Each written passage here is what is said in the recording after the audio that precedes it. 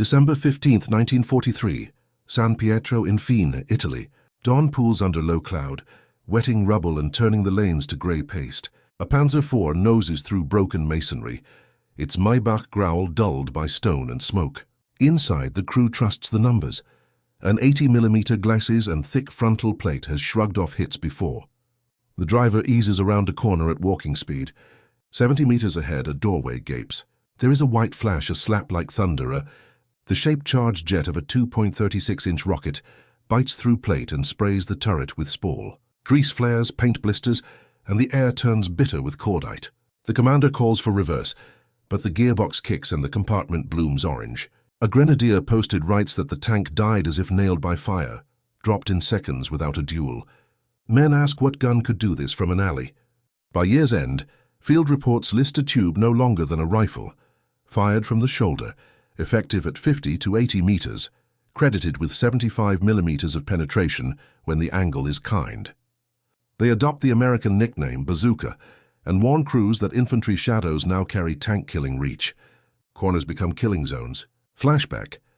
Months earlier, far from Italy's stone and smoke, American engineers on stateside ranges wrestle with batteries, launch tubes, and finned rockets, seeking a cheap answer to armor. That search is where the story begins, and where the bazooka takes shape. By 1942, the shape of modern war made the problem painfully clear. In Tunisia and on the Eastern Front, reports from infantry units described armored vehicles appearing like moving fortresses, panzer battalions and Stug-equipped, companies that could close with and crush foot. Soldiers before anti-tank crews could be brought to bear. Rifles and hand grenades were irrelevant at close range. To stop armor required either heavy-towed anti-tank guns or chance hits from artillery, and both solutions left marching infantry exposed and vulnerable. At Aberdeen Proving Ground and in small ordnance shops, American engineers set to work on a different answer: put an anti-tank effect into a device a man could carry. They returned to the shape charge concept, an explosive line so its blast could focus into a jet with a concentrated cutting effect, and began mating that warhead to a small, fin-stabilized rocket. Early trials examined coneliners, explosive types, and the practical differences between electrical and percussion ignition. Every test exposed trade-offs between weight, accuracy, and the ability to survive carriage on a man's shoulder. Frontline pressure accelerated the timetable. Divisions such as the U.S. 1st Infantry logged urgent requests after close encounters in North Africa and Sicily. Commanders called for a handheld artillery piece that could ride with infantry on patrols and be ready in a single hurried moment.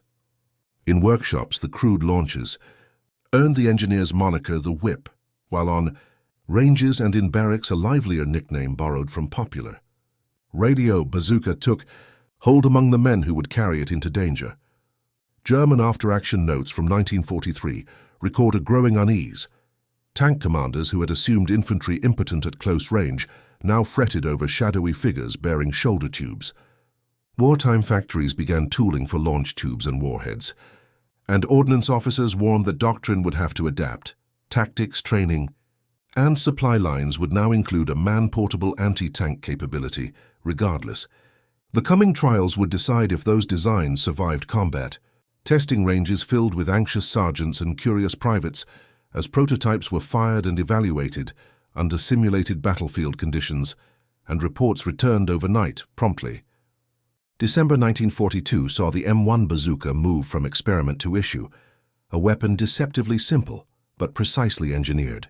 A 54-inch open steel tube weighing just over 13 pounds fired a 2.36-inch fin-stabilized rocket with a shaped charge warhead. The warhead used the Monroe effect, a conical liner focusing explosive energy into a high-velocity jet capable of piercing armor, and ordnance teams married that principle to a lightweight rocket motor. Ignition relied on a battery pack and electrical circuit, avoiding heavy percussion gear. Fins stabilized flight, while a basic iron sight and shoulder rest made the tube quick to bring to bear. Aberdeen tests showed roughly 3 inches of penetration against rolled homogeneous plate under favorable angles, enough to threaten light tanks and armored cars, though accuracy dropped beyond 100 yards, so crews preferred much closer ranges. 50 to 70 yards became standard practice. By 1943, the launcher evolved. The M9 added refinements, and the M9A1 introduced a collapsible tube for airborne troops, along with improved sights and packing. Soldiers trained fast, shoulder-firing prone shots and shoot-and-move drills behind rubble, because the bazooka's value lay as much in timing and surprise as in raw penetration. The design also carried economic advantage. Launchers and rockets could be mass-produced cheaply, wartime ordnance reports putting unit costs at under $20 apiece, allowing whole units to be equipped without straining supply. Beyond cost and mechanics, the biggest change was psychological. Infantry who had once felt helpless against steel now carried a weapon that could kill a tank at close quarters, forcing tactical changes across squads and platoons.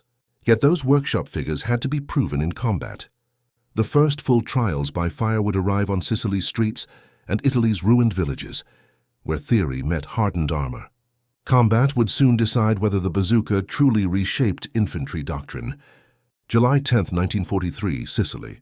The wind off the Mediterranean carries dust and diesel smoke across the beachhead at Gela, as American troops push inland through orchards and crumbling stone hamlets. The terrain is cruel. Narrow valleys hemmed by dry walls and ridges where German and Italian armor lurks like predators. Artillery support can barely find targets through the hills, leaving rifle companies to meet tanks at eye level. Among them are two-man teams armed with a new weapon, long tubes slung over their shoulders, barely understood even by those who carry them. Near Gela, a patrol from the U.S. 1st Infantry Division spots a Panzer IV advancing cautiously down a dirt road, its commander scanning for hidden guns. The infantrymen hug the earth until the tank turns its flank. From behind an olive wall, the gunner steadies the tube while his loader fumbles with the rocket. A sharp click, a hiss, then a streak of smoke. The rocket slams into the Panzer's side armor and detonates. A tongue of flame punches through, and seconds later the tank erupts, its ammunition cooking off in rolling bursts. It is the first recorded bazooka kill in Europe. The Germans, unprepared for infantry weapons that could kill armor at 70 meters, report small launchers firing explosive bolts.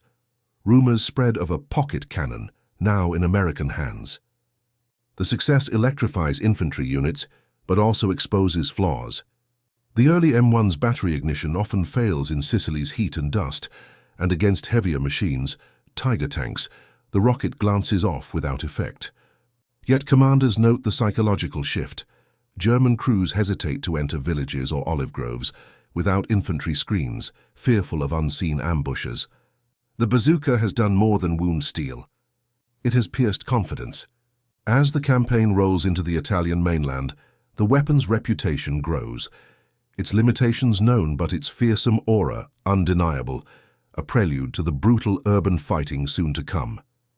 By the autumn of 1943, fragments of reports from both Italy and the Eastern Front began to converge on a disturbing theme. German tank units were encountering Allied infantry armed with unfamiliar weapons, long tubes that spat trails of smoke, and moments later, flame and destruction. Initial dispatches described them vaguely as rohrförmige Raketenwerfer, tubular rocket launchers, but the effect they produced was unmistakable. A tank destroyed not by shell fire or mine, but by a single soldier hiding in debris. Panzer crews, once certain that infantry could not threaten them at close range, now found their confidence eroding with every village fight. Alarmed, the Oberkommando des Heeres ordered immediate field studies. Captured launchers recovered near Salerno, and Anzio were shipped to ordnance laboratories in Berlin. Engineers dissected the American device and were astonished by its simplicity. An open steel tube, crude wiring, a 60mm rocket with a shaped charge. Yet this simplicity was its genius. Any factory could copy it. The shaped charge principle, already known to German scientists, was now applied to a larger, more powerful version. Within months, under the direction of Hauptmann Heinrich Langweiler's team, prototypes emerged for the Raketenpanzerbüchse 44, the rocket anti-tank rifle. Soldiers quickly gave it a more evocative name, Panzerschreck, the tank terror. But before the new weapon could reach the field, the psychological damage was done. Tank commanders in Italy began refusing to advance through narrow towns without infantry screens. Memoirs recount gunners seeing nothing, only a flash from a doorway and the shock of impact before flames filled the turret. Morale wavered. Reports to Berlin spoke of a new terror for the crew, of invisible enemies who could destroy armor from 70 paces. Even as German industry raced to produce its answer, High Command recognized a grim truth. The balance between tank and infantry had shifted. The armored fist of the Wehrmacht was no longer untouchable. By 1943 and through 1944, American industry moved with relentless purpose to turn an experimental shoulder tube into an infantry staple. The bazooka's advantage was not secrecy, but manufacturability. An open steel tube, a small battery pack, a few electrical leads, and a finned 36-inch rocket could be produced on converted civilian lines with existing presses and assembly jigs. General Electric stamped and assembled launchers, Firestone and dozens of subcontractors supplied insulators, rubber fittings and packing, and divisions of General Motors shifted stamping and welding capacity to warhead casings and motor housings. Production scaled swiftly and at scale. By war's end, roughly 476,000 launchers and about 15 million rockets had poured from U.S. factories, a quantity that made the bazooka ubiquitous in Allied inventories. The economics mattered. Low unit cost and standardized parts meant damaged tubes were often repairable in the field. Batteries and wiring could be jury-rigged by division armorers, and enterprising crews adapted sights or shoulder rests to suit hedgerow, village or airborne operations. That logistical resilience allowed tactical commanders to distribute bazooka teams widely. Every squad could expect access to a shoulder rocket at critical moments, and it freed officers to experiment. Bazookas were pressed into anti-bunker strikes, used to breach concrete emplacements, assigned to demolish roadblocks and employed against machine gun nests where artillery risked fratricide. Training programs expanded, replacement rockets flowed to beach dumps and forward depots, and ordnance manuals multiplied to teach concealment, maintenance, and employment. For German tank crews, the numbers mattered almost as much as the hits. Rumors and intelligence that hundreds of thousands of shoulder-fired rockets would face them on the invasion beaches seeped through staff rooms and mess halls, amplifying caution and complicating armored doctrine. The American arsenal had not only armed infantry, it had altered expectations, and massed bazooka teams awaited the coming armored challenge in the fields of Normandy. Late 1943 brought Germany's long-awaited answer to the bazooka. Engineers who had examined captured American launchers in Italy and on the Eastern Front now translated that crude design into something unmistakably German, larger, deadlier, and tailored for the Panzer Division's desperate need for close-range protection. The result was the Raketenpanzerbüchse 44, or rocket anti-tank rifle, soon christened by its users the Panzerschreck, the tank terror. Chambered for an 88mm rocket capable of penetrating over 150mm of armor, it could destroy Allied Shermans, Churchills, and Cromwells with ease. Its blast was so fierce that early users wore protective face shields to survive the backblast. Alongside it came an even simpler weapon, the Panzerfaust, the armor fist. Where the Panzerschreck required a reusable tube, the Panzerfaust was disposable, a single steel pipe preloaded with a shaped charge warhead. Infantrymen could fire it once and discard it. Cheap to produce and light enough for any conscript to use. It flooded German ranks by 1944. Its short range, often less than 60 meters, made it a weapon of ambush, ideal for the ruins of cities or forested lanes. At Aachen, Warsaw, and later in the Ardennes, it transformed every shattered building and hedgerow into a potential tank trap. These two inventions marked Germany's recognition that the bazooka had rewritten battlefield logic.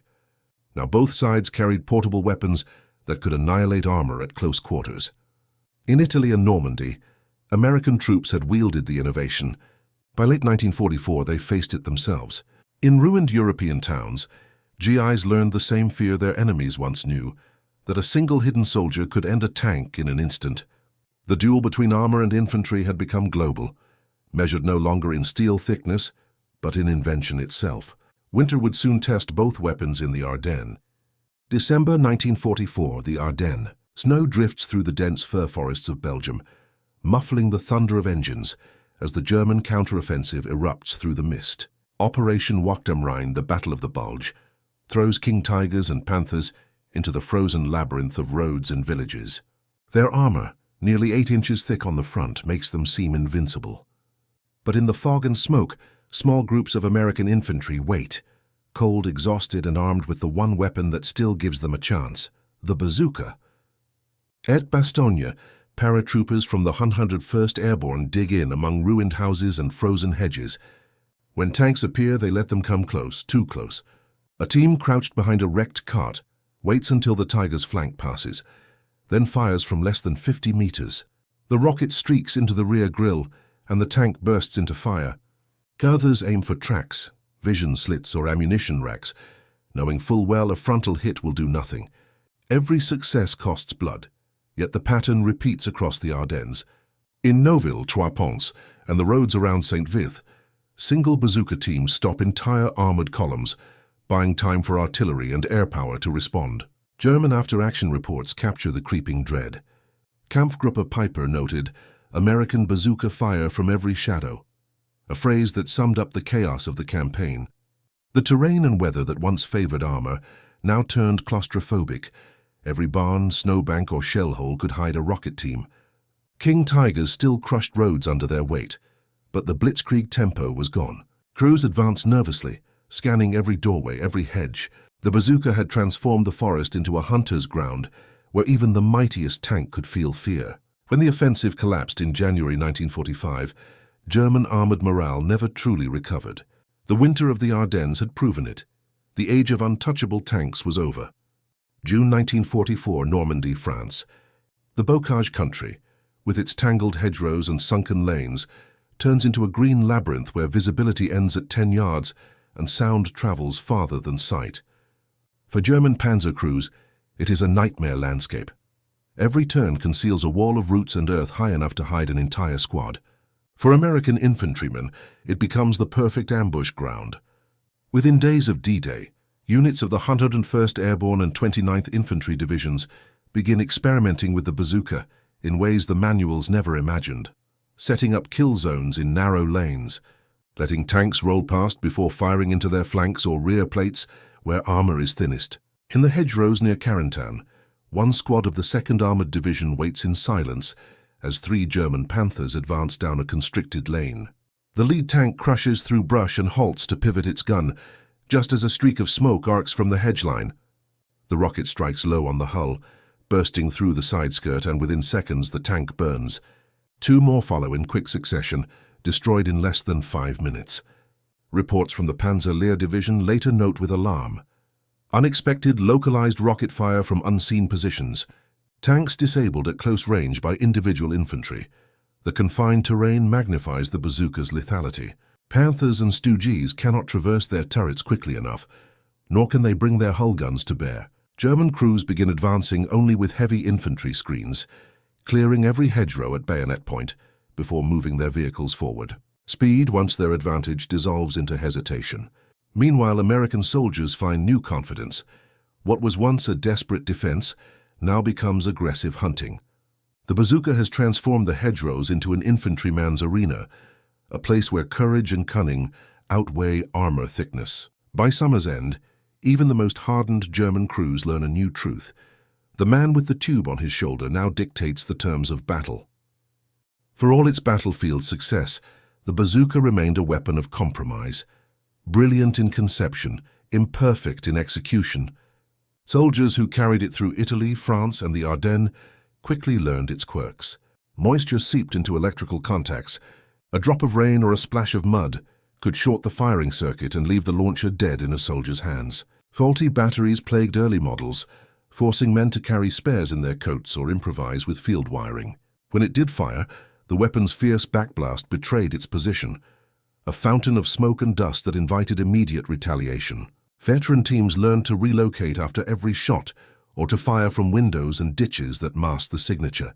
The 2.36-inch warhead, once deadly to Panzer IVs and Stooges, now struggled against the evolving armor of late-war Tigers and Panthers. Penetration seldom exceeded 3 inches, and frontal shots were futile. Instead, crews adapted their tactics, aiming for tracks, turret rings, or the thin armor above engine decks. Some squads coordinated 2 or 3 bazookas at once, one drawing the tank's attention, while others struck from the sides. These field improvisations became doctrine, and their lessons fed back to ordnance designers.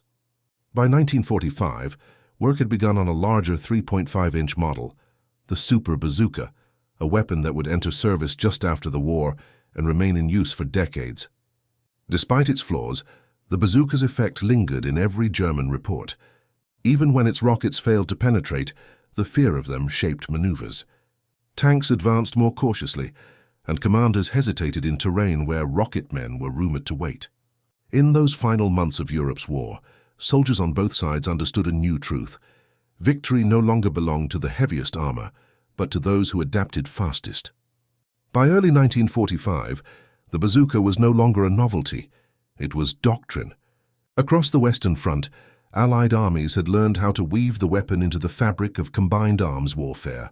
Infantry, engineers, and tank crews moved as coordinated systems, using the bazooka's flexibility to fill gaps that artillery and armor could not. In the shattered streets of Metz, Aachen, and Cologne, bazooka teams advanced alongside Shermans, clearing upper floors and fortified corners with rocket fire.